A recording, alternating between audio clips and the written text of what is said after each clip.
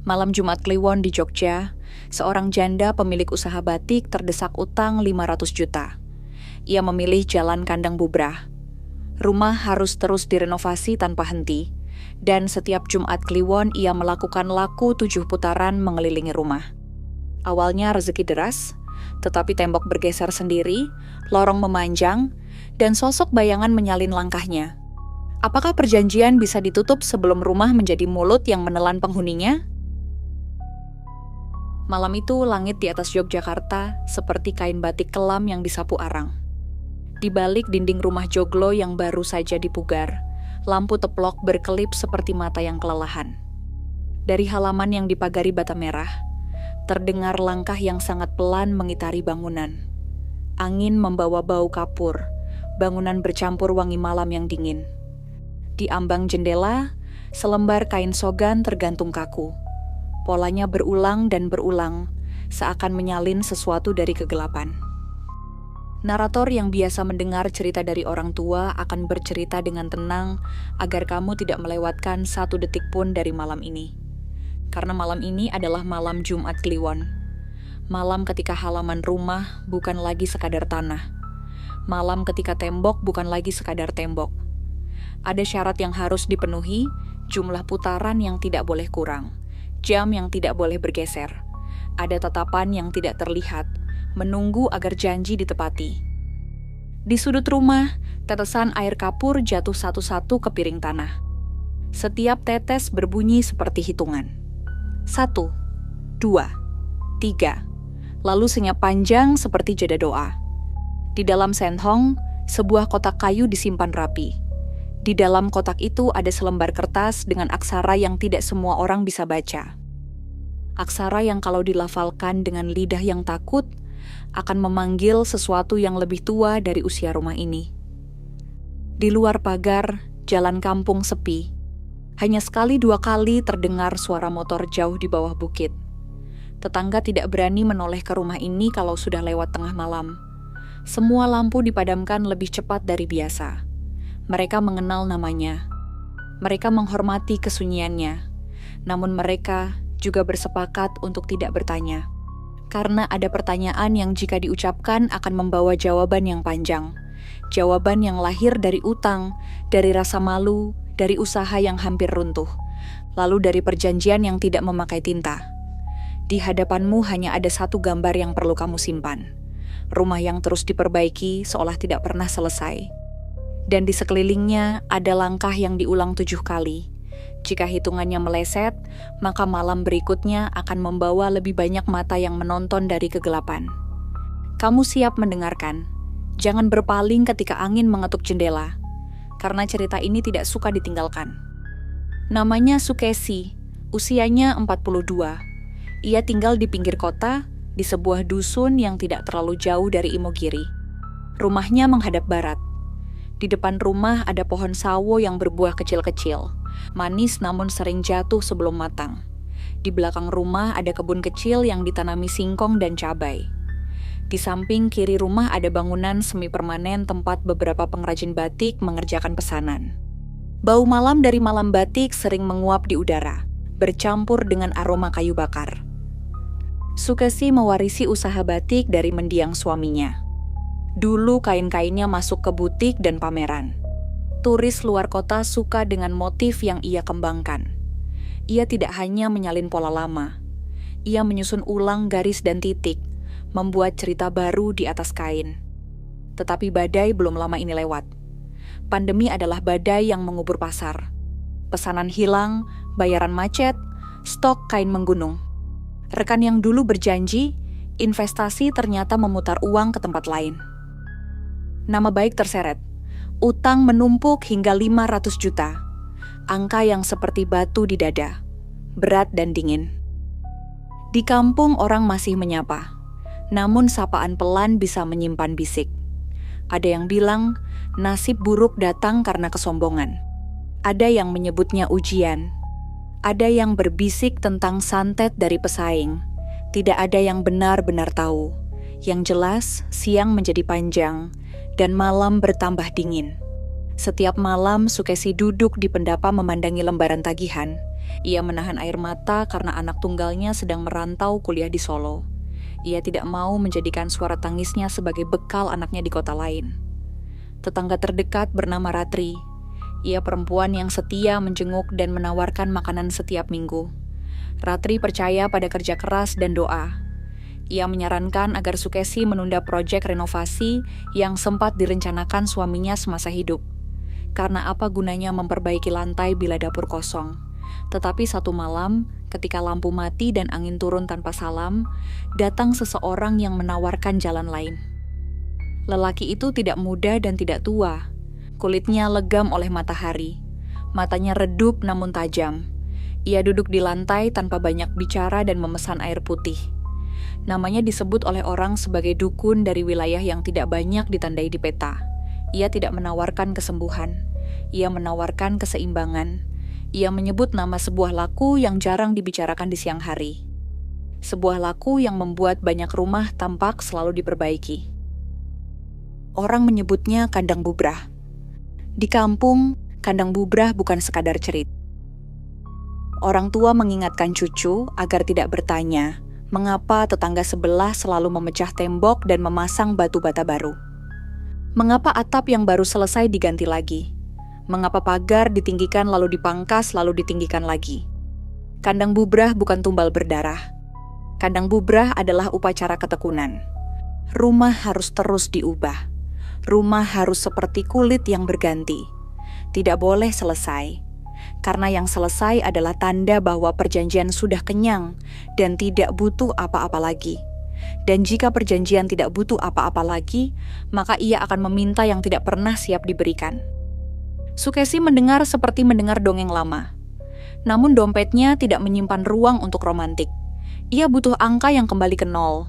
Ia butuh pesanan yang kembali datang. Dukun itu tidak memaksa. Ia hanya menyebut syarat yang terdengar gila bagi telinga yang hidup di kota. Setiap malam Jumat Kliwon, pelaku harus mengitari rumah 7 kali tanpa pakaian. Tidak ada penonton, tidak ada sorak. Hanya bayang-bayang yang mencatat. Lalu rumah harus terus diperbaiki, bata demi bata. Uang yang masuk harus selalu menyisihkan bagian untuk membongkar dan membangun. Itu adalah jalan agar sumber tetap mengalir. Ratri marah ketika mendengar kabar ini. Ia merasa sahabatnya disesatkan. Namun Sukesi sudah berdiri di tepi jurang. Ia memandang ke bawah dan tidak melihat jembatan. Dukun itu menjanjikan jalan melingkar yang kembali ke seberang. Jalan yang tidak membuang manusia. Jalan yang tidak merampas nyawa orang lain. Kandang bubrah tidak meminta darah, begitu katanya. Hanya meminta taat. Hanya meminta rumah menjadi napas yang tidak berhenti. Dan meminta pelaku menjadi doa yang bergerak di malam paling sunyi. Malam pertama datang. Angin dari arah selatan memegang daun-daun sawo hingga tidak berkesiur. Jam di dinding tertahan pada angka 12. Di halaman, batu-batu kerikil dingin. Menurut laku yang diajarkan, pelaku harus membersihkan badan dengan air yang dicampur daun sirih dan garam. Doa pendek dibisikkan. Arah putaran harus searah jarum, jam dimulai dari pendap. Tidak boleh salah hitung. Tidak boleh ada kain menempel di kulit. Mata tidak boleh menantang gelap. Kepala menunduk. Langkah diselaraskan dengan detak jantung. 7 putaran. Lalu kembali ke sentong untuk membakar kemenyan di atas piring kecil. Narator tidak akan menuturkan lebih dari yang perlu mengenai tubuh yang telanjang, karena ini bukan kisah untuk membangkitkan nafsu. Ini adalah cerita tentang takut, tentang janji yang menuntut lebih dari sekadar uang. Sukesi melangkah. Tanah terasa dingin, batu mengiris telapak, udara menggigit kulit. Pada putaran ketiga, ia merasakan halaman menjadi lebih luas. Pada putaran keempat, ia mendengar sesuatu bernafas di sela-sela tiang pendapa. Pada putaran kelima, ia mencium bau tanah yang baru dibelah. Di putaran keenam, bayangan sawo memanjang seperti tangan. Dan di putaran ketujuh dunia seperti menahan napas bersamanya. Esok pagi, seorang pelanggan lama dari Jakarta mengirim pesan. Tiba-tiba ada pesanan batik tulis untuk 100 lembar. Uangnya muka masuk setengah. Sore hari, telepon dari butik di Malioboro meminta motif yang dulu pernah dipuji seorang kurator. 2 hari kemudian, bank yang semula menarik garis batas memberi penawaran keringanan cicilan. Ratri menatap semua kejadian ini dengan hati yang waspada. Ia memeluk sahabatnya karena lega. Namun pelukan yang hangat tidak selalu mampu mengeringkan lembah curiga. Sejak hari itu rumah memasuki musim baru. Tukang datang pergi. Suara palu mengisi siang. Debu kapur menempel di rambut. Tembok lama dibongkar. Pondasi baru ditambah. Pagar dinaikkan. Lantai dirombak. Atap diganti. Uang mengalir dan selalu menyisihkan bagian untuk bangunan. Sukesi bekerja dari subuh hingga malam. Ia kembali memandangi malam batik yang mengkilap. Ia kembali mendengar retakan lilin yang jatuh. Pesanan meningkat, uang bergerak. Namun tempat tinggalnya pelan-pelan berubah menjadi labirin. Di ruang tamu, jendela yang semula menghadap kebun tiba-tiba kini menghadap tembok baru. Di lorong menuju dapur, jarak terasa lebih panjang padahal gambar di denah tidak berubah. Di sentong, lemari yang selalu mudah dibuka kini seperti menolak tangan. Hal-hal kecil yang mudah diabaikan bila siang memegang waktu. Tetapi malam adalah hakim yang teliti. Dan malam Jumat Kliwon kembali jatuh seperti bulan yang tidak pernah kehilangan bentuk. Pada malam kedua, langkah terasa lebih berat. Bukan karena tubuh lelah, tetapi karena tanah terasa seperti menahan telapak. Pada putaran ketiga, Sukesi melihat ada goresan baru di dinding yang hari sebelumnya belum ada. Bentuknya seperti garis-garis sungai di peta kuno. Pada putaran kelima, ia merasa ada mata dari dalam rumah memandang keluar. Bukan milik siapapun, bukan milik kucing tetangga. Mata yang tidak memerlukan kelopak. Mata yang hanya ada bila seseorang berani menutup matanya sendiri. 3 pekan berlalu. Utang mulai mencair seperti es di musim panas. Sukesi tersenyum pada cermin di pagi hari. Wajahnya tampak lebih ringan. Namun di balik keringanan itu ada benih yang tidak terlihat. Benih ini tumbuh di malam hari ketika semua orang tidur dan hanya 1 orang terjaga di halaman. Benih ini menyukai hitungan. 7 adalah angka yang membuatnya berembun, dan embun itu pada suatu saat akan berat seperti air mata. Narator menahan diri agar tidak melompat ke bagian yang kamu takuti, karena ketakutan perlu diantar pelan-pelan. Ketakutan perlu dikenalkan pada bau, pada suara, pada rasa dingin di kulit, pada jarak jendela ke tanah, pada panjang lorong yang berubah tanpa arsitek. Lalu pada kata-kata di kertas yang ditinggalkan dukun di dalam kotak kayu. Kata-kata yang tidak boleh dibaca keras-keras karena keras adalah panggilan. Ada kisah yang hidup di sekitar Imogiri tentang seorang lelaki yang dulu pernah kaya mendadak lalu tinggal di rumah yang selalu dirombak. Orang bilang ia mengitari rumah setiap malam Jumat Kliwon dengan langkah yang dihitung cermat.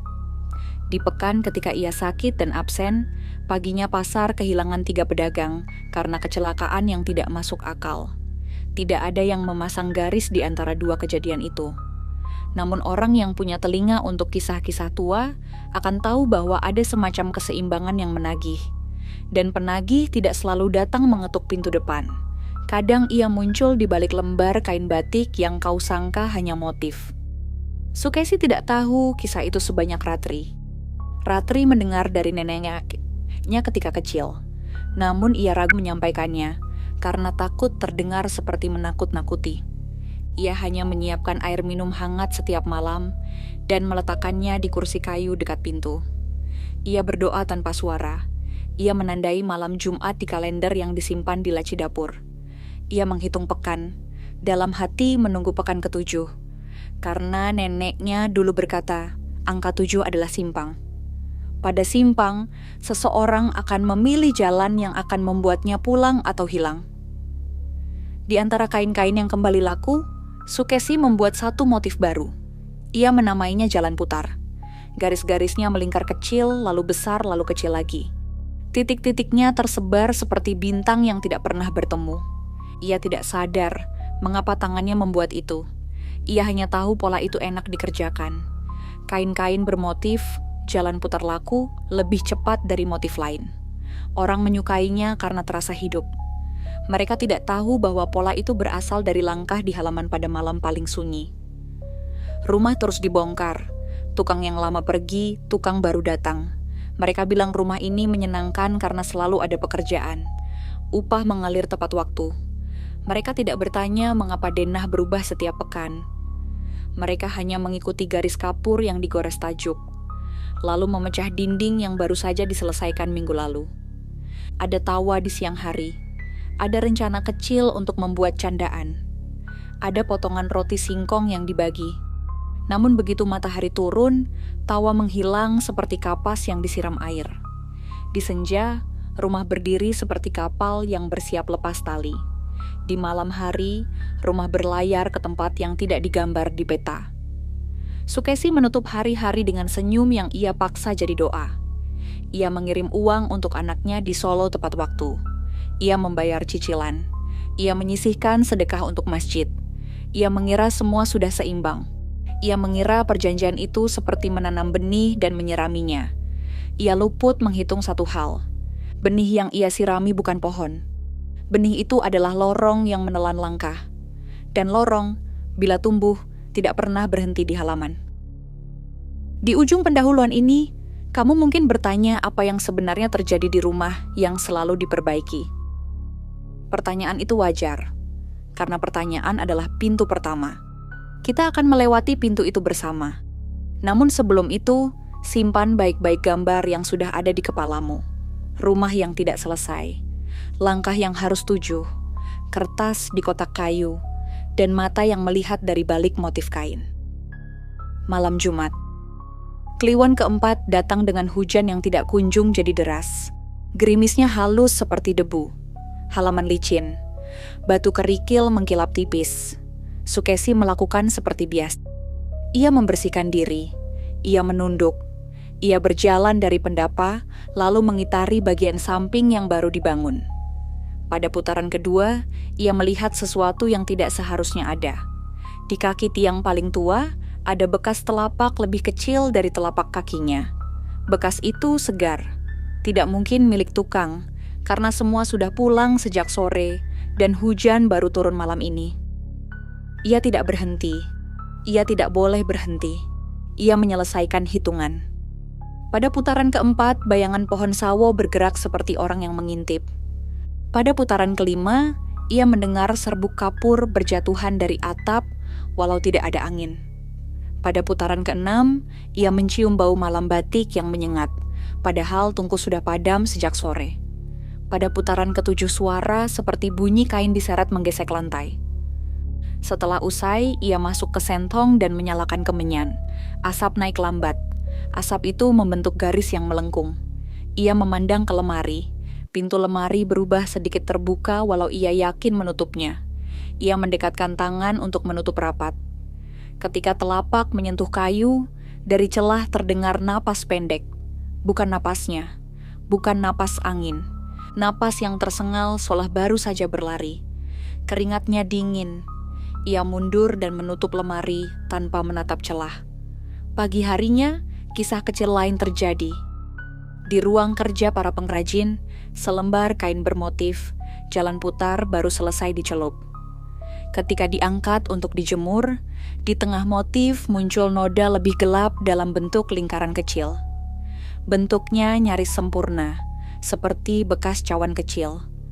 Tidak ada yang mengaku menyentuh. Tidak ada percikan yang terlihat. Noda itu tidak bisa dihapus. Pelanggan yang datang tidak peduli. Ia justru bilang, noda itu memberi karakter. Ia memesan lebih banyak kain dengan noda serupa. Para pengrajin saling pandang. Mereka tidak bisa membuat noda yang sama meski mencoba. Ratri datang sore itu membawa tumis tempe. Ia duduk di pendapa, menunggu Sukesi menyeduh teh. Tatapannya menyapu perubahan. Pagar lebih tinggi. Ruang tamu semakin sempit. Jalan dari teras ke kebun belakang harus memutar lewat lorong baru. Ia menelan kecemasan agar tidak keluar jadi kat. Namun pada akhirnya ia tidak bisa menahan diri. Ia bertanya apakah Sukesi baik-baik saja. Sukesi tersenyum. Ia bilang semuanya baik-baik saja. Ia menunjukkan pesan dari pelanggan. Ia menunjukkan angka-angka di buku catatan yang kembali berwarna hijau. Ratri mengangguk, tetapi matanya tertinggal di sudut lorong yang gelap. Malam berikutnya lewat seperti bayangan. Lalu datang lagi malam Jumat Kliwon. Kali ini langit cerah dan bintang tajam. Ketika putaran dimulai, ada langkah lain yang mengiringi dari jarak 2 atau 3 jengkal di belakang. Langkah itu tidak terdengar pada setiap pijakan.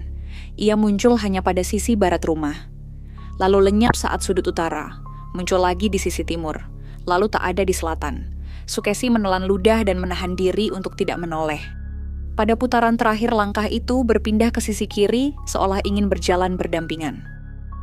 Selesai ritual, ia duduk di pendapa untuk menenangkan napas. Dari arah ruangan kerja, bunyi canting yang jatuh terdengar 2 kali. Ia berdiri dan masuk. Pintu setengah terbuka. Di meja tergeletak selembar kain baru yang belum disentuh. Di tengah kain, motif jalan putar muncul samar-samar, padahal belum ada malam yang jatuh di atasnya.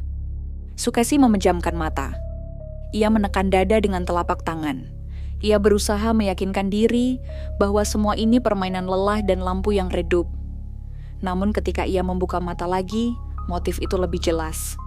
Tidak ada tangan yang menggoreskan, hanya ada udara yang tahu caranya. Keesokan harinya datang kabar yang membuat udara di rumah mengeras. Anak semata wayangnya di Solo pingsan di studio kampus. Tidak parah, kata dosen, hanya kelelahan. Namun siang itu juga anaknya menelpon dan bertanya apakah rumah sedang dibangun besar-besaran. Ia bermimpi melihat tembok-tembok baru berdiri seperti hutan dan ibunya berjalan memutari rumah sendirian di bawah bulan. Mimpi itu terlalu detail untuk kebetulan. Sukesi tidak menjawab hal yang tidak semestinya dijawab. Ia hanya meminta anaknya istirahat dan makan yang cukup. Malam itu, setelah semua orang di kampung tidur, angin membawa suara halus seperti gumam. Gumam itu tidak jelas. Ia terdengar seperti doa tetapi juga menyerupai hitungan. Di dalam rumah, jam dinding berhenti lagi pada angka 12, walau baterai baru diganti siang tadi. Di luar, daun sawo tidak bergerak sama sekali. Udara seolah tertutup kaca. Pada saat seperti itu, jika kamu menempelkan telinga ke lantai pendapa, kamu akan mendengar sesuatu yang berjalan di bawah papan kayu. Bukan tikus, bukan kucing. Sesuatu yang beratnya seperti anak kecil tetapi langkahnya lebih lambat dan lebih teratur. Pemicu telah mengetuk daun pintu. Setelah ketukan pertama, jarang ada rumah yang tidak membukakan. Teror tidak selalu datang dengan teriakan. Kadang ia datang sebagai kebiasaan baru yang kamu biarkan tinggal di rumah. Pada pekan kelima, tukang yang biasa memasang bata melihat dinding yang ia rapikan kemarin tampak bergeser 1 jengkal ke kiri. Ukuran diametran sama. Tetapi garis bayangan matahari di siang hari menunjukkan perubahan. Pintu yang semula tidak sejajar kini rapi. Sementara jendela yang kemarin rapi kini miring halus. Mereka tertawa dan menyalahkan ukuran mat. Lalu bekerja lagi, palu memukul, bata didudukan, malam datang. Besoknya, hal yang sama terjadi. Seperti rumah punya kemauan sendiri. Di dalam sentong, kotak kayu mulai berbau tua. Sukesi jarang membukanya. Ia hanya memastikan kemenyan tersisa. Suatu malam ia mendengar seseorang berdehem pelan dari arah kotak. Bukan suara seram. Hanya seperti orang tua yang menegur cucu agar tidak lupa. Ia mendekat dan menempelkan telapak di permukaan tutup. Permukaan terasa hangat seperti baru dijemur matahari. Ia mundur dan mematikan lampu. Dalam gelap, ia melihat garis-garis di permukaan kotak memendar seperti urat pada punggung tangan. Ia menutup mata dan mengatur napas. Gangguan yang lebih nyata terjadi di ruang kerja. Seorang pengrajin bernama Paiman melihat kain yang baru, ia tulisi motif, muncul retakan halus pada lilinnya, membentuk huruf-huruf yang tidak ia kenal. Ia panik karena kain itu mahal. Namun ketika dicelup, retakan itu menghasilkan pola yang indah seperti sungai kering. Pelanggan menyukainya. Mereka memesan lebih banyak. Paiman diam-diam membuat tanda salib di dada, walau ia bukan penganut salib. Tanda itu ia buat bukan untuk mencari kuasa lain, melainkan untuk menenangkan tangan yang gemetar. Malam Jumat, Kliwon berikutnya, setelah 7 putaran, Sukesi duduk lama di tangga pendapa. Bulan tampak dekat, seperti bisa disentuh oleh ujung sutra. Di kejauhan terdengar gamelan berlatih dari rumah tetangga yang membuka sanggar. Suaranya cuma tinggal 1-2 tabuhan. Di sela-sela tabuhan, sesuatu seperti bisik menyusup ke telinga. Suara itu menyebut namanya dengan cara yang hanya orang tua memanggil anaknya di dapur. Lembut namun sangat jelas. Ia menoleh. Tidak ada siapa-siapa, hanya tiang pendapa dan bayangannya. Ia masuk ke rumah dan mendapati cangkir teh yang tadi ia tinggalkan di meja kini berpindah ke ambang jendela.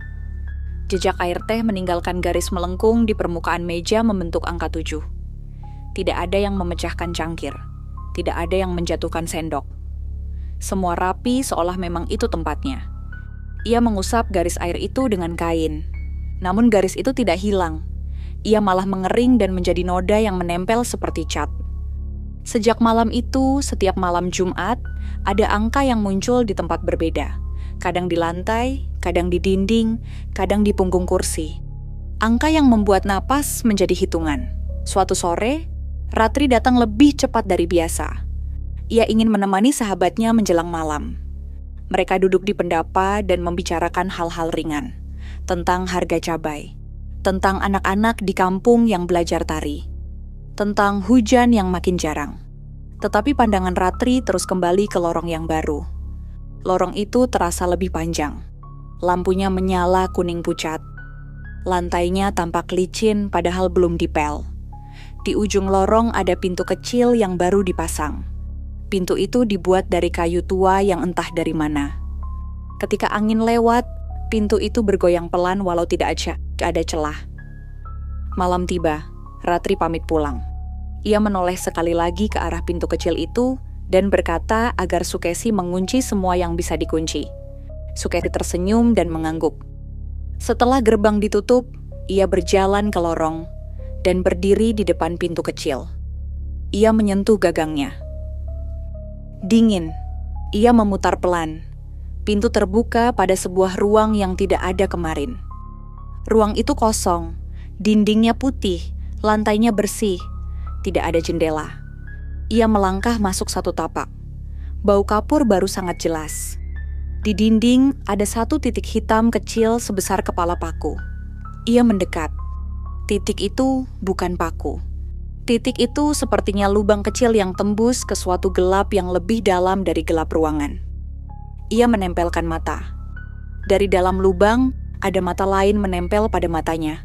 Ia terhuyung mundur dan menutup bab pintu. Dadanya naik turun. Ia berdiri lama di lorong menunggu kakinya kembali miliknya. Setelah tenang, ia mengunci pintu itu dengan kunci kecil yang tergantung. Ia berjalan kembali ke sentong. Dari arah pendapa ada bunyi kursi digeser. Ia memanggil. Tidak ada jawaban. Ia menoleh dan melihat bayangan seseorang duduk di kursi. Bayangan itu diam. Ketika ia mendekat, kursi kosong. Bayangan masih ada. Bayangan duduk tanpa tubuh. Pada titik ini, rumah telah menerima penghuninya yang lain. Mereka tidak berisik. Mereka tidak merusak. Mereka hanya menempel pada dinding, pada lantai, pada cahaya lampu, pada pori-pori kayu. Mereka menatap dari balik motif jalan putar. Mereka menghitung setiap langkah yang diambil pada malam paling sunyi. Mereka menunggu satu hal. Mereka menunggu saat ketika pelaku lupa menghitung. Gangguan semakin akrab. Suara mangkuk di dapur beradu sendiri pada jam yang sama setiap malam. Bau kembang telon datang dari arah kebun belakang padahal tidak ada bayi. Di kamar, cermin memantulkan bayangan ruangan 5 detik lebih lambat dari gerakan. Bila tangan diangkat, cermin baru mengikuti setelah hitungan pendek. Sekali waktu ketika Sukesi menatap cermin lama-lama, ia melihat dirinya berdiri di pendapa, padahal tubuhnya ada di depan cermin. Dirinya yang dipendapa berjalan pelan mengitari rumah. Ia memejamkan mata dan berdoa. Ketika dibuka, cermin kembali normal. Namun doa tidak menghapus jejak yang sudah menempel di dinding. Pada pekan ke-7, sebuah peristiwa menandai babak baru. Malam itu gerimis lagi. Angin tidak keras. Sukesi memulai putaran seperti biasa. Pada putaran ketiga, langkahnya menghitung dalam hati. 1, 2, 3, 4, 5, 6, 7. Ia menyeberang ke sisi utara. Tanpa sadar, terus menghitung. 8, 9, 10. Ia lupa bahwa hitungan harus dimulai ulang di setiap putaran.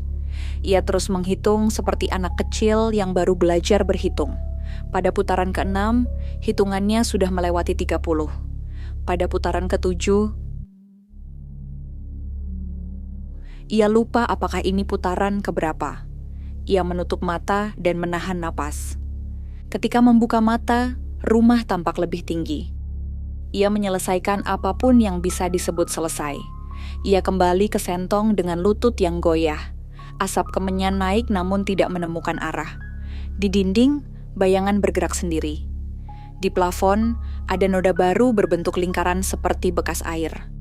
Lingkaran itu membesar pelan. Dari tengahnya menetes sesuatu yang tidak berbau, namun membuat udara menjadi berat. Tetesan jatuh ke lantai tanpa suara. Di saat itu, suara dari dalam kotak kayu berdehem lagi.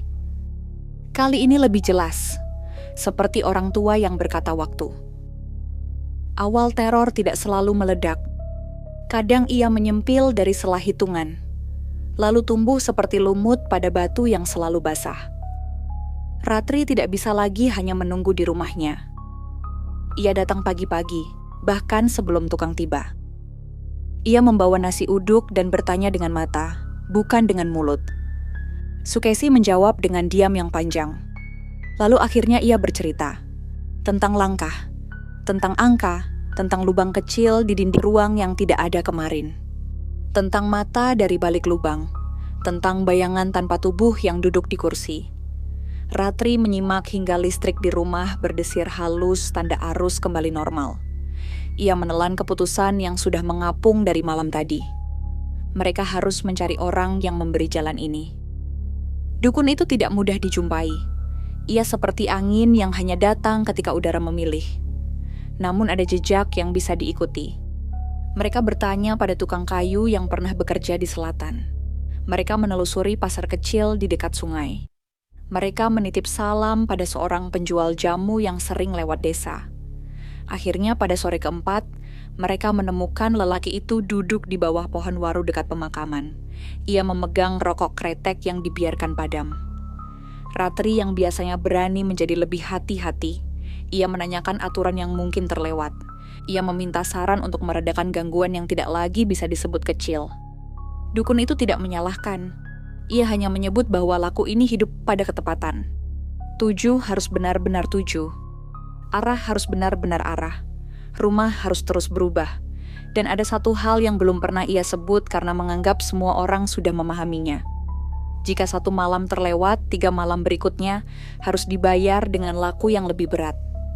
Ia menatap Sukesi lama. Ia bertanya apakah pernah ada malam yang terlewat atau hitungan yang kacau. Sukesi tidak menjawab. Diamnya adalah jawaban. Dukun itu memberikan seikat daun yang harus direndam di tempayan di belakang rumah. Airnya dipakai untuk mengepel lantai pendapa setiap pagi sebelum matahari naik. Ia menyuruh untuk meletakkan 3 butir beras di setiap sudut halaman setelah maghrib. Ia menuliskan pada secarik kertas kalimat yang harus dibaca pelan di depan kotak kayu sebelum kemenyan dinyalakan. Ia melarang keras agar tidak menyebut nama yang ada di kertas itu secara lantang pada siang hari. Ia bilang nama adalah pintu. Dalam perjalanan pulang, Ratri berusaha menahan marah yang ingin meledak. Ia ingin berkata bahwa semua ini terlalu jauh. Ia ingin menarik sahabatnya keluar dari rumah dan menutup kisah dengan gembok. Namun uang yang kembali mengalir di buku catatan adalah kenyataan. Dan utang yang menurun adalah kenyataan lain. Di persimpangan antara rasa aman dan rasa cukup, orang jarang bisa mengambil jalan yang tanpa luka. Ratri memilih berada di sisi sahabatnya. Jika tidak bisa menutup jalan, setidaknya ia bisa menjadi suara yang mengingatkan hitungan. Malam itu, aturan baru dijalankan. Lantai pendapa dipel dengan air ramuan. 3 butir beras ditaruh di 4 sudut halaman. Kalimat di kertas dibaca pelan di depan kotak. Ketika 7 putaran dilakukan, udara terasa lebih ringan. Di sisi barat, langkah kedua yang biasanya mengiring terasa menjauh. Di sisi timur, bau malam batik tidak muncul. Namun di sisi utara, lubang kecil di dinding ruang baru terdengar seperti menyedot napas. Suara halus seperti angsa kecil. Setelah selesai, Sukesi menatap langit. Bintang tampak lebih pucat. Beberapa hari mendapat tenang. Tukang bekerja tanpa hal janggal. Jendela yang sempat miring kembali sejajar tanpa diukur ulang. Cermin memantulkan gerak serempak.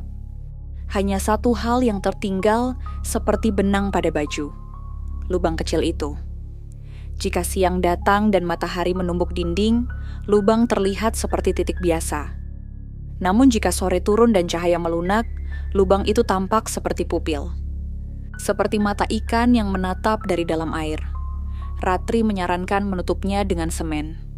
Namun setiap sore, semen yang menutup retak dan lubang kembali seperti semula. Penyelidikan membawa mereka lebih jauh daripada mencari dukun. Mereka menggali kisah.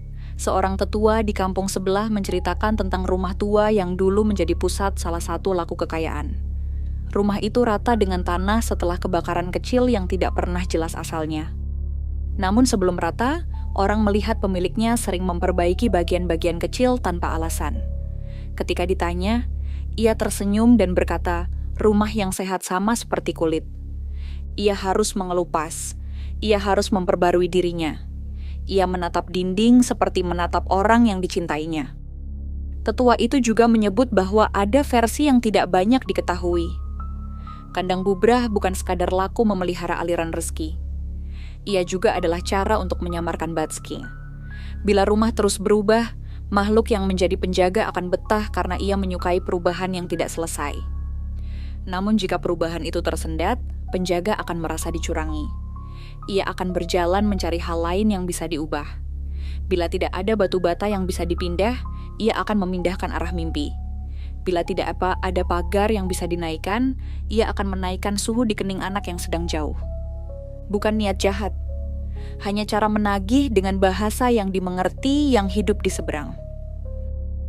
Narator menyampaikan ini bukan untuk menghakimi, ini untuk menggambar peta yang lebih jelas, agar ketika kamu melangkah di lorong yang semakin panjang, kamu tahu bahwa lorong itu diciptakan dengan niat baik dan ditinggali oleh hal yang tidak pernah membedakan antara niat dan akibat. Malam ke-8 datang dengan pertanda kecil. Seekor burung kecil masuk ke rumah dan tidak menemukan jalan keluar hingga subuh. Ia menabrak jendela berkali-kali tanpa suara. Paginya burung itu ditemukan diam di sudut pendapa, matanya terbuka. Ratri mengambilnya dengan kain dan menguburkannya di bawah sawo. Di tempat itu tanah terasa lebih gembur dari biasa, seolah baru diaduk dari bawah. Pada tanah yang masih basah, muncul pola kecil seperti lingkaran. Pola itu mirip motif jalan putar. Rahasia besar tidak selalu ditandai dengan teriakan. Kadang ia muncul sebagai pengulangan. Garis-garis kecil yang tidak lelah menampakkan diri.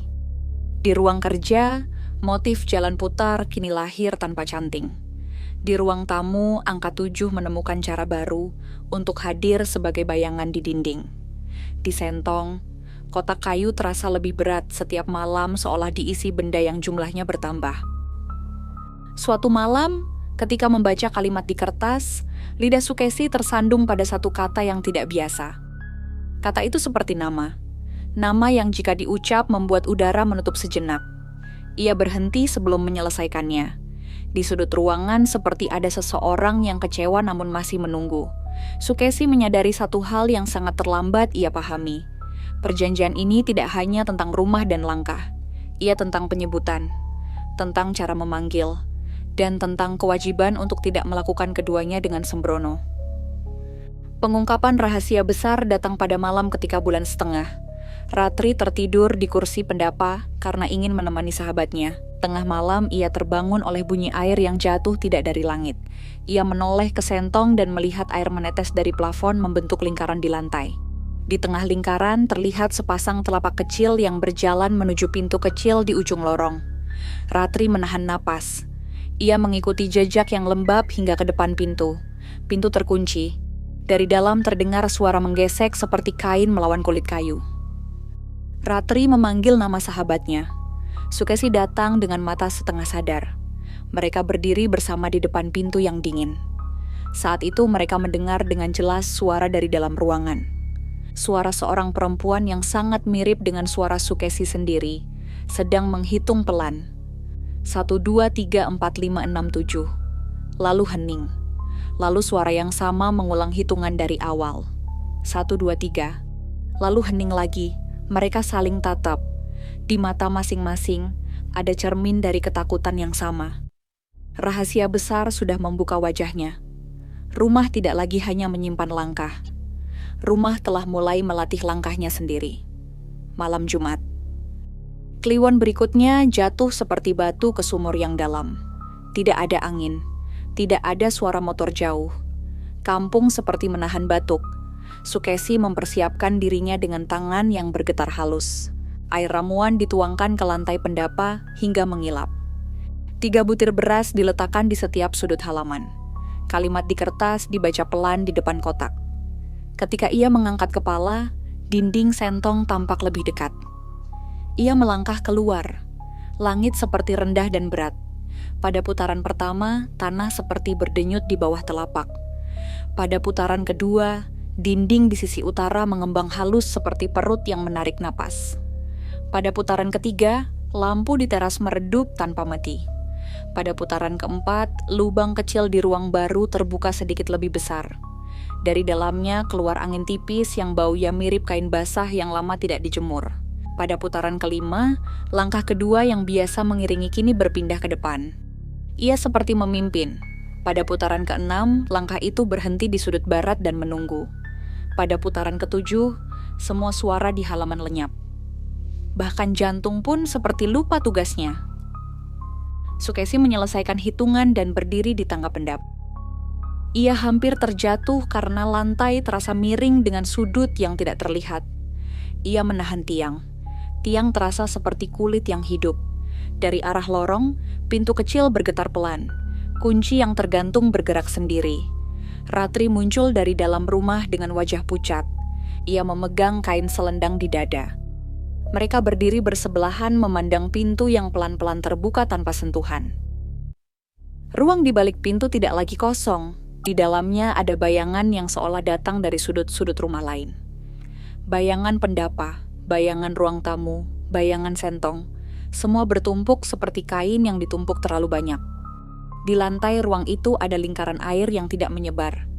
Di tengah lingkaran berdiri sosok yang punggungnya menghadap pintu, tinggi semampai. Rambutnya menutupi separuh punggung. Kulitnya pucat oleh cahaya yang tidak berasal dari lampu. Sosok itu melangkah pelan mengitari ruangan dengan hitungan yang tidak bersuara. Setiap kali ia melangkah, dinding rumah di luar bergerak sedikit ke kiri atau ke kanan. Rumah mengikutinya. Sukesi mengenali bentuk bahunya sendiri. Ia mengenali cara tangan menggenggam udara. Ia mengenali garis tulang yang berbelok di bawah kulit. Sosok itu adalah dirinya, tetapi bukan dirinya. Sosok itu adalah laku yang telah dihidupkan oleh malam-malam yang ia jalani. Laku yang kini memiliki tubuh dari bayangan dan niat. Ratri meremas pergelangan tangan sahabatnya hingga hangat kembali. Ia berbisik agar mereka menutup pintu. Namun pintu seakan tidak lagi mendengarkan tangan manusia. Pada saat itu, dinding ruang tamu memanjang seperti karet. Jendela memutar posisinya. Pintu depan yang selalu menghadap barat, kini menghadap utara. Tukang pernah bilang, rumah yang sehat adalah rumah yang memiliki arah. Malam ini, rumah kehilangan arah, lalu menciptakan arahnya sendiri. Di luar pagar, jalan kampung berubah menjadi lebih jauh dari pintu. Semua seolah mundur. Suara lain datang kemudian. Suara banyak telapak kaki kecil berjalan di plafon. Mereka bergerak bersama-sama menuju sentong. Di sentong, kotak kayu mengeluarkan bunyi seperti sesuatu yang menggesek bagian dalamnya dengan kuku yang terlalu pendek. Sukesi dan Ratri berlari ke sentong, tetapi lorong bertambah panjang. Mereka berlari tanpa berpindah tempat selama 2 atau 3 napas. Ketika sampai, mereka mendapati kotak sudah terbuka sedikit. Dari celahnya keluar seutas benang malam yang merayap di lantai. Benang itu merayap ke arah pintu kecil seperti semut yang menemukan jejak gula. Puncak teror adalah saat ketika rumah menjadi tubuh dan tubuh menjadi rumah. Dinding bernafas, lantai berdenyut, pintu berkedip, udara menjadi mata yang mengawasi.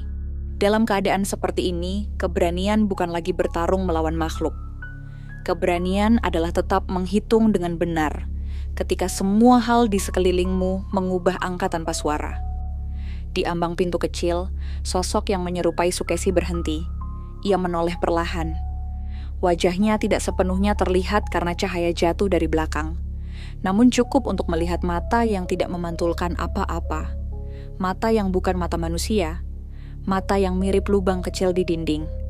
Ketika tatapan itu bertemu dengan tatapan Sukesi yang di luar, lantai pendapa terasa turun setapak. Di saat yang sama, dari kebun belakang terdengar suara kain diseret di atas tanah menuju arah rumah. Ratri mengambil segenggam garam dari dapur dan melemparkannya ke ambang pintu. Garam jatuh dan memantul tanpa menempel pada apapun. Seperti terkena permukaan kaca yang tidak terlihat. Ratri menahan panik. Ia memanggil nama yang ada di kertas. Ia mengucapkannya pelan seperti yang dipesankan dukun. Udara membeku setitik. Sosok di dalam ruangan berhenti. Lalu memiringkan kepala seperti mendengar nasihat lama. Setelah jeda pendek, ia melangkah lagi. Kali ini ke arah pintu. Pintu terbuka lebih lebar. Udara dari dalam ruang keluar, membawa bau yang sangat tua. Bau kamar yang sudah puluhan tahun tertutup. Sukesi dengan tangan gemetar mengangkat kemenyan dan menjejakannya di ambang. Asap putih naik cepat. Bentuknya lurus seperti lidi. Asap itu menyentuh dahi sosok di dalam ruang. Sebelum asap mencapai kulit, sosok itu mundur setapak. Ia tidak marah, ia tidak mengaum. Ia hanya mundur seolah mengakui batas. Ratri menambahkan air ramuan ke lantai ambang. Air itu menyebar membentuk garis tipis. Garis itu memisahkan dalam dan luar. Pada momen ini, rumah berhenti bergerak. Denyut lantai melambat. Suara di plafon menghilang seperti ditutup tangan besar. Puncak teror mereda seperti api yang kehabisan oksigen. Namun sisa panasnya tetap tinggal di kayu. Mereka menutup pintu kecil dengan 2 kali kunci. Mereka menempelkan kursi di depan pintu. Mereka duduk di lantai dan tidak saling bicara selama waktu yang terasa lebih lama dari yang sebenarnya. Di luar, ayam tidak berkokok lebih awal. Fajar datang dengan warna abu-abu yang panjang. Di langit tidak ada burung. Hanya ada cahaya yang lambat turun seperti orang tua yang menapaki tangga. Keputusan tiba pada siang yang terlalu terang untuk menutup mata. Ratri berkata, mereka harus mengakhiri laku ini sebelum rumah menjadi mulut yang menelan. Sukesi menatap halaman yang dipenuhi puing kecil dari bongkaran lama. Bata patah seperti gigi yang baru dicabut. Ia tahu saran Ratri tepat.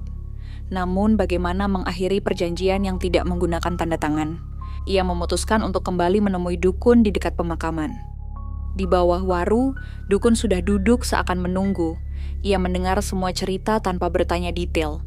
Lalu ia berkata bahwa laku bisa ditutup, namun penutupannya membutuhkan sesuatu yang tidak ringan.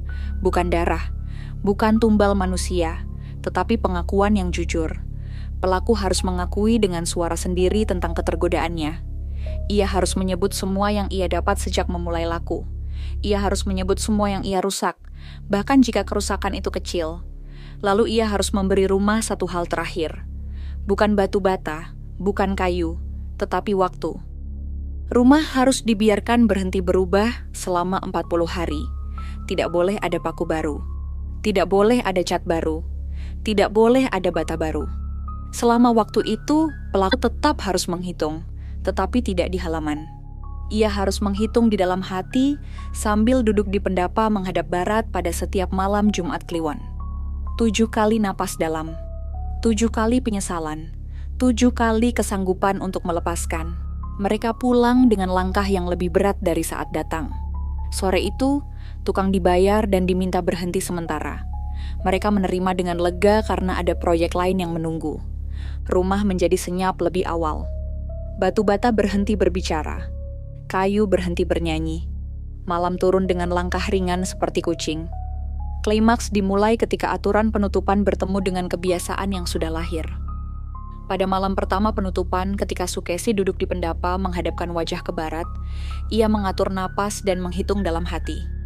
7 kali napas masuk, 7 kali napas keluar, 7 kali pengakuan yang ia ucapkan pelan pada dirinya sendiri. Di saat itu, Dari arah lorong terdengar suara langkah yang mencoba memulai putaran. Langkah itu menghitung sendiri. 1, 2, 3. Sukesi menahan diri untuk tidak bangkit. Ia menutup mata lebih rapat dan memperpanjang napas. Langkah di lorong berhenti di hitungan 5, lalu menghilang. Malam kedua, suara kembali datang. Kali ini dari plafon. Langkah kecil yang dulu biasa berarak sekarang turun ke dinding. Mereka berjalan mengitari ruang tamu dengan sangat pelan, seolah belajar ulang. Sukesi tetap duduk. Ia mengucapkan pengakuan lain. Ia menyebut nama seorang pelanggan yang pernah ia bohongi ringan tentang stok kain.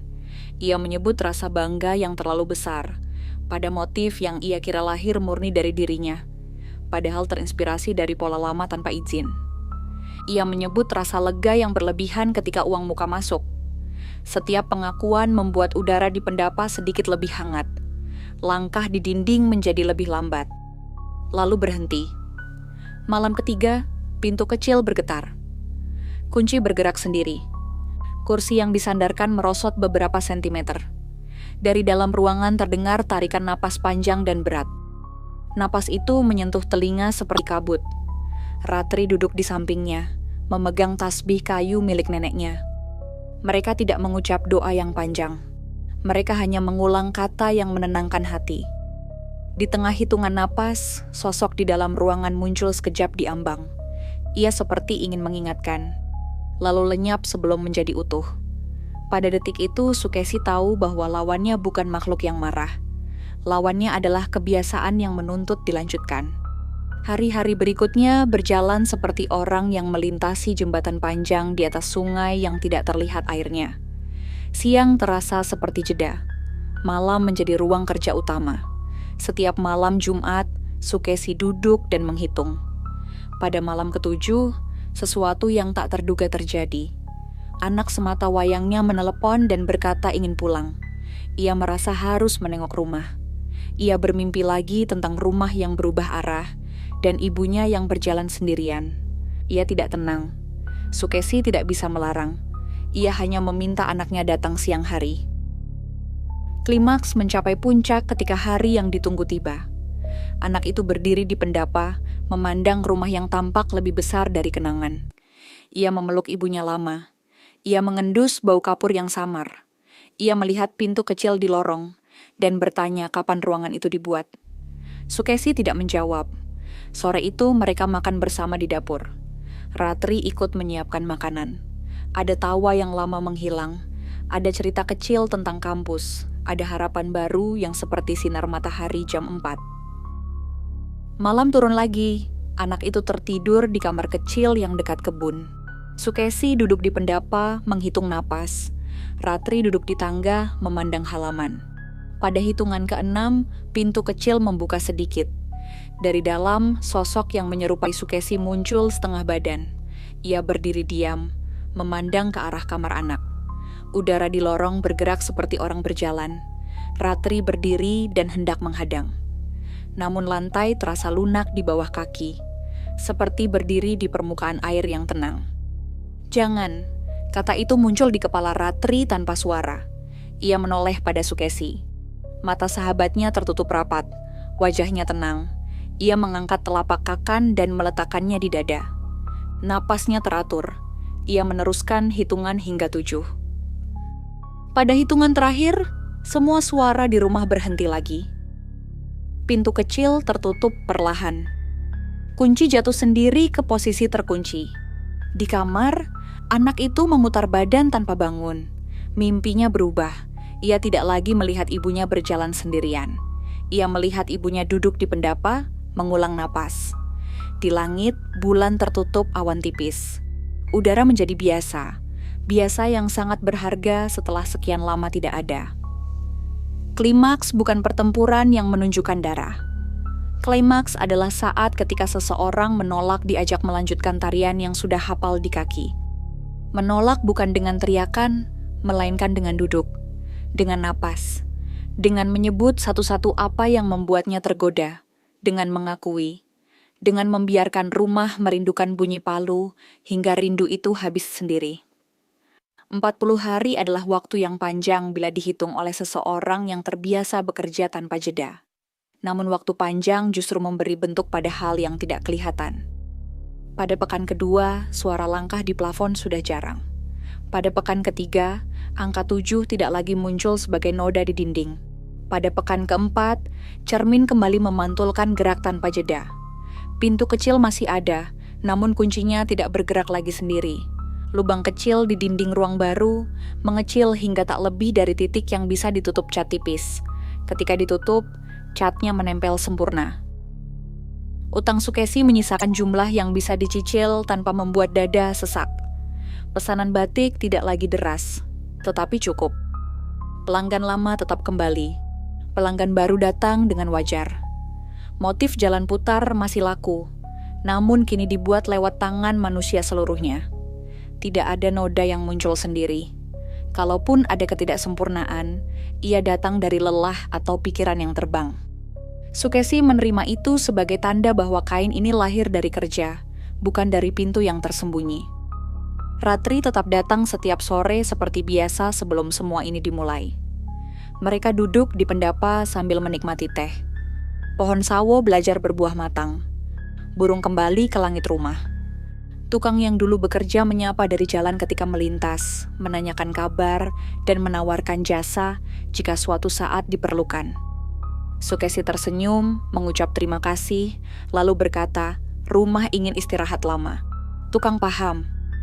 Mereka menepuk bahu satu sama lain lalu melanjutkan langkah. Pada hari ke-41, mereka membuka pintu kecil di lorong. Ruang di dalamnya kembali benar-benar kosong. Tidak ada lingkaran air. Tidak ada bayangan pendapa. Bau kapur lenyap. Dinding terasa dingin namun tidak memusuhi. Ratri menyarankan menjadikannya gudang kecil untuk menyimpan alat-alat kerja. Sukesi mengangguk. Mereka menaruh rak sederhana.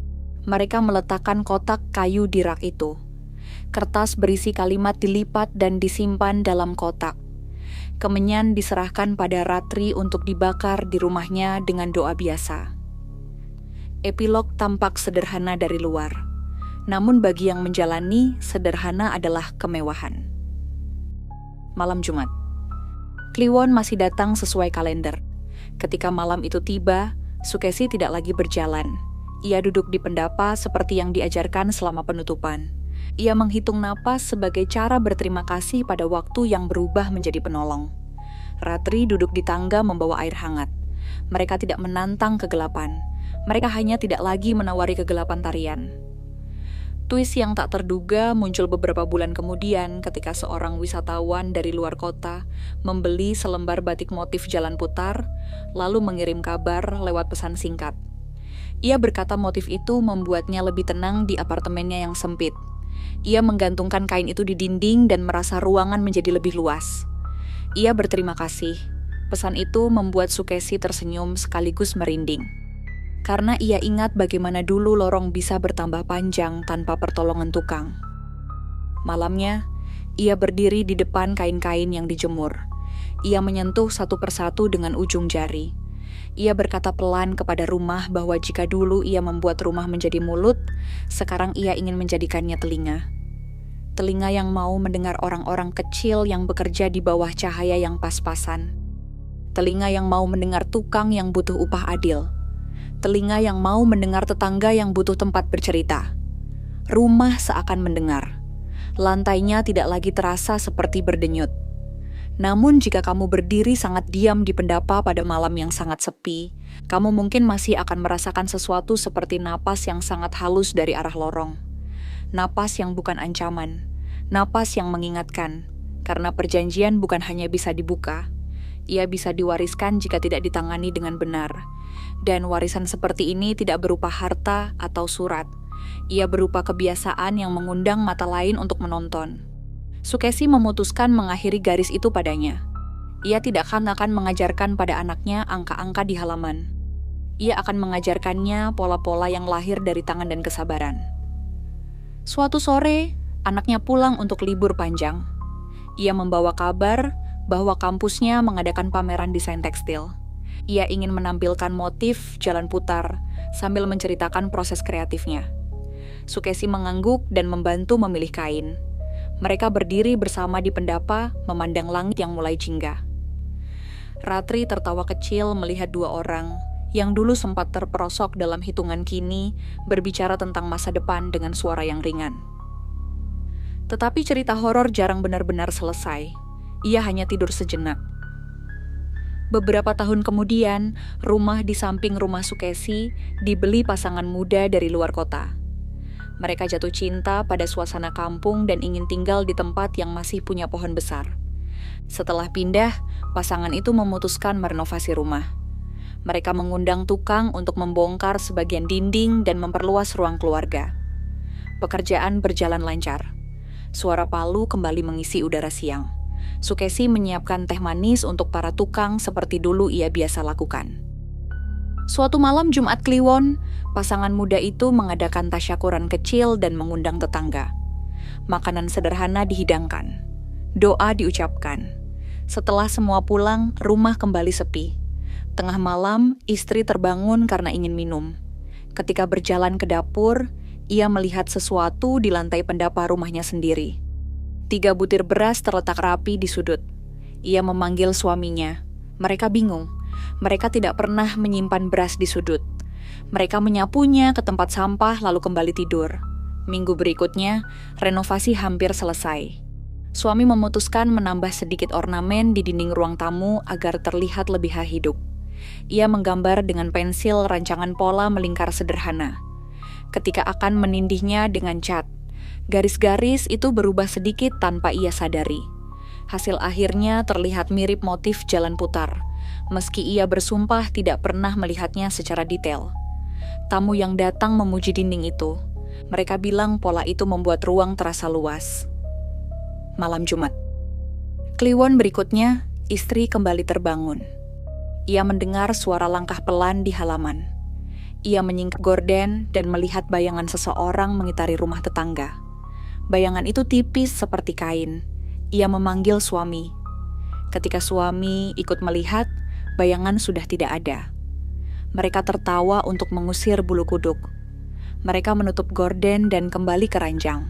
Di rumah sebelah, Sukesi terbangun pada jam yang sama. Ia keluar ke pendapa dengan langkah yang tidak membangunkan siapapun. Ia menatap pagar. Ia menatap pohon sawo yang sekarang lebih tinggi. Ia menatap bintang yang jarang. Lalu ia mendengar jelas suara langkah di halaman tetangga. Langkah yang sangat ia kenal. Langkah yang membuatnya duduk dan kembali. Ia mengambil napas dalam-dalam dan menghitung pelan di dalam hati. Bukan untuk memanggil, untuk menidurkan. Sok paginya ia datang membawa bingkisan. Ia meminta izin masuk. Ia memuji dinding dengan motif melingkar. Ia bertanya siapa tukang yang mengerjakan. Pasangan muda itu tersenyum bangga dan menjawab mereka mengerjakan sendiri. Sukesi mengangguk. Matanya menelusuri garis-garis yang seperti pernah disentuhnya. Ia tidak menceritakan masa lalu. Ia hanya menyarankan agar pekerjaan bangunan dihentikan sejenak, memberi rumah waktu untuk bernapas. Ia mengucapkan saran itu dengan cara yang hangat, namun tidak memberi ruang untuk bantahan.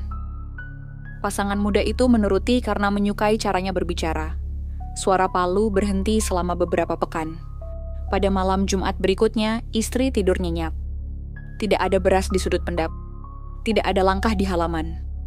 Dinding dengan pola melingkar terlihat tetap indah tanpa efek samping. Mereka tidak menyadari putaran kecil yang hampir mulai. Mereka juga tidak tahu bahwa tetangga sebelah telah menidurkan sesuatu yang dulu lahir dari langkahnya sendiri. Kalimat menggantung yang harus kamu terima malam ini adalah ini. Di setiap rumah yang ingin berubah terlalu cepat, ada pintu kecil yang menyukai kesempatan. Pintu itu tidak selalu terbuka, namun ia selalu ada, menunggu angka-angka yang tergelincir. Jika kamu mendengar lantai bernafas, duduklah. Hitung napasmu dengan jujur. Sebut satu persatu apa yang membuatmu tergoda. Lalu dengarkan langkah yang tidak kamu ciptakan. Jika ia datang, jangan menari. Biarkan ia menua tanpa gerak. Cerita ini selesai dalam kata. Namun di malam ketika lampu padam lebih cepat, kamu akan ingat bau kapur yang tipis. Kamu akan menoleh ke lorong dan bertanya apakah ada pintu baru di sana. Jika tidak ada, bersyukurlah. Jika ada, carilah kunci kecilnya dan bertemanlah dengan waktu.